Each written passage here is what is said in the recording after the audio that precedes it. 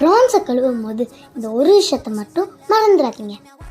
PRAN எடுத்து ஒரு சின்ன கட் போட்டு அதுக்குள்ளே இருந்து அதோட குடலை வெளியே எடுத்துடணும்.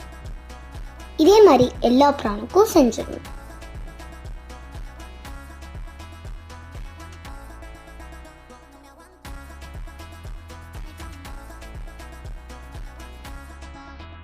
அதுக்கப்புறம் கல்லுப்பு போட்டு நல்லா வரசி எடுத்துக்கணும்.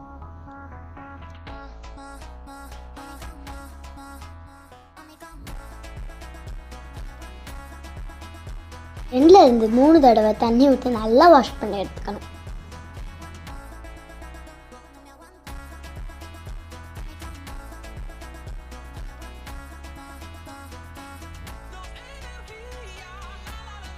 ஃபைனலாக மஞ்சள் தூள் போட்டு அதை மூடி வச்சுக்கலாம்.